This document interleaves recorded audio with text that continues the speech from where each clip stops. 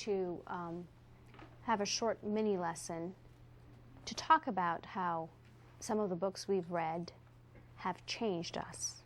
I love being a teacher. I'm going to start out by It's a constant learning experience. Every day is different. In this class And the challenges have to do with human beings. I don't deal with paper. I deal with real life issues where there is no right answer for every child. It's a case-by-case basis, and I think that makes it very dynamic. The conferences that I go to, the workshops that I attend, the professional books that I read are just the greatest part of my learning and keep me going at this stage of after 27 years. It gives me the boost to really keep on working in teaching.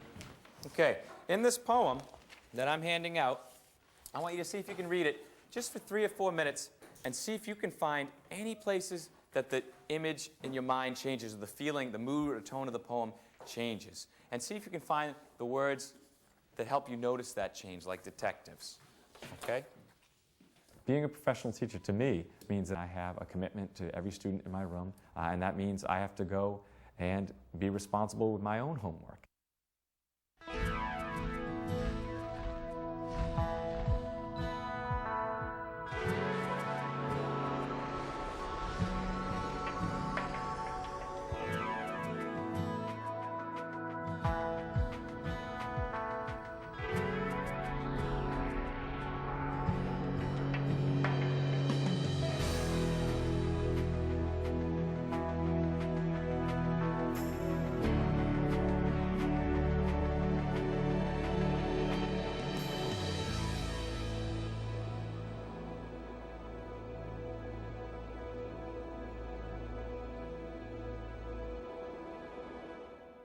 The other day we were sharing activities that we had gotten from Kathy Short. She gave us a bunch of new engagements to try, and like true teachers we thought, okay, well, let's practice this and see what it feels like to do this activity. Now, we thought we'd do one activity that we may not have done before, just so that you can go back to class and try it and feel comfortable about it. And this is an activity called Say the Last Word for Me. Okay, and so what we did this activity called Save the Last Word for Me. Okay, and so what we're going to do, we're going to have you read just like the first chapter of this book, The Half a Moon In. And while you're reading it, and we can pass it out, you need to be aware of passages or quotes or anything that you find powerful or interesting or something you want to connect to, anything at all. After reading, you have to pick something from the text that is meaningful to you in some way. And you write that down on one side of the card. On the other side of the card, you write why you chose it. Okay, ours was, and like the ocean itself, her presence was woven into the background of all his golden line. But I think more importantly, everybody got an idea now of how that worked. What I think would be interesting is when you're doing this with children is to find similarities like that, and then your responses, because we're opening our responses on the back, so that to have the children get together with the same kind of question, and then what were their responses and why were the responses, you know, different or the same. I'm sure some people went back and tried it today, or they're going to try it next week. It has this one purpose. Kathy Short said, you know, you don't have to only use it for that reason. You can use it at other parts as you feel the story fits the children and it helps them. What you want is you want to find different ways to get kids to talk. And this will definitely get kids to talk, because it's through the talking that the ideas connect, and kids go, oh, I didn't realize you felt the same way, or we got the same thing. And all of a sudden more connections start to build and that community starts to evolve, and kids just become more ready to share, because now they feel a closer, you know, connection. It's not a professional organization, but it certainly is an organization that supports me and my development along the literacy lines. People are there for us, and we're there for each other. To me, it's really essential to keep having ongoing conversations with my colleagues. And I'm in a wonderful setting now where we have a structure built in where we talk about curriculum once a week or so. There would be settings where teachers would say, well, I can't do that because of this, and I can't do it because of that. But we find time, we carve out time every week, once a week, to have a meeting that is only about curriculum, sharing stories from the classroom and then talking about a curriculum issue that we all kind of mutually decide on. That collective and focused time together must be really energizing. One of my concerns as a professional is who do I have the conversations with?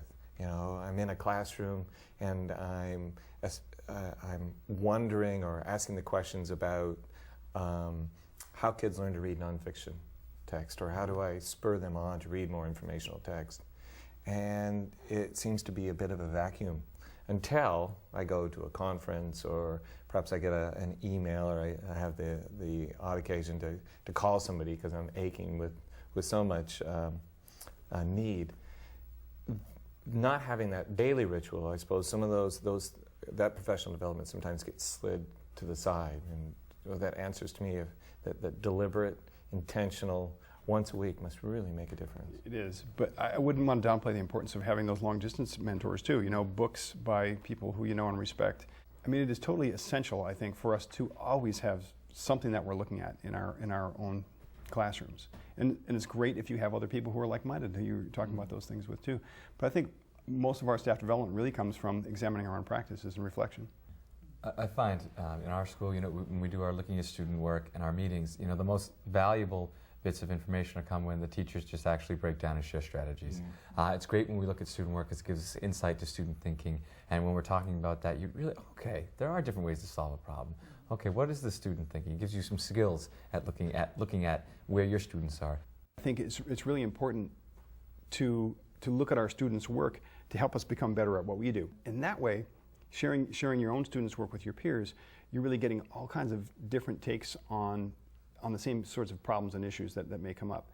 And what you were saying about interaction with someone and having a dialogue with someone, a true dialogue, it's different than reading a book. So belonging to a teacher support group, even if it's informal, even if it's just the folks on your hall or in your unit or whatever, but finding that time carving that essential time out of your busy schedule it's so important to me to be able to have that idea exchange. Last year when I started teaching, I was in this interesting situation where I'd come out of, you know, student teaching and grad school with all these ideas, but no clarity. And as a new teacher, I was frantically sort of looking for support from my colleagues around me, but there was a lot of sort of transition in the school. And I found it difficult to find, you know, colleagues who were embracing some ideas and could give me sort of experienced guidance and very real, concrete suggestions of where to go and how to put things in place, put those structures in place. And I think a lot of new teachers have that same experience where you have a lot of stuff to draw on, but you're not sure how to draw on it. And I was so excited finally to get a mentor, because you had this feeling of, one, this is someone who has just a vast breadth of knowledge that I can draw upon, and has such concrete ideas that will have immediate impact in my classroom. I would have to say that my most powerful teachers are the kids in my classroom. As much as I learn from colleagues in conversations such as this, it's the day-to-day interactions with kids by their simple, direct way of teaching the others. Yeah, I think you can learn from the kids by watching them as well as asking them. I mean, if you really want to get the information, and from them, just come right out and ask them, and they'll be brutal, letting you know how you're doing. What you're doing, reflects back upon them, or vice versa. I think that it's kind of what you have to step back though and think. You have to be a really good person watcher or a kid watcher. Be able to step back by watching them, and you're thinking, well, I've been trying to do this. Is it evident? Am I seeing it now? And so you can learn that indirect way. Part of my success as a reading teacher and writing teacher is through these interviews I conduct with kids.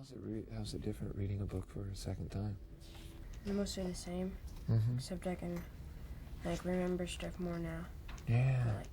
I think it takes the time to be able to interview a few kids to answer the kind of questions you have wondering going on. Is this really happening in my classroom? And then the second part, I think, is do you have the energy to go out and take care of that? And I think that's pretty significant in my teaching.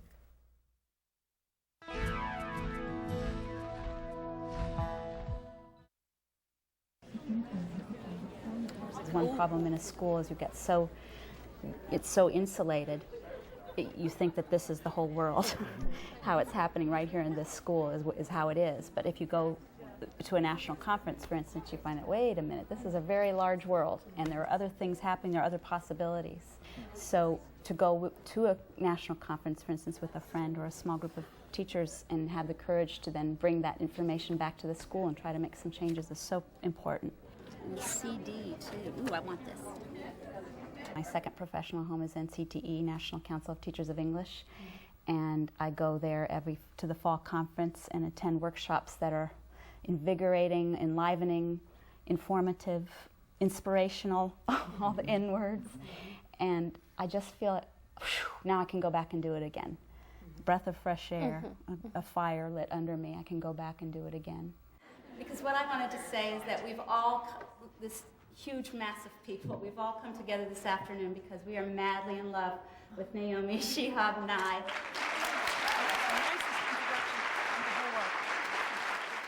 Thank you, Catherine. That's such a generous introduction.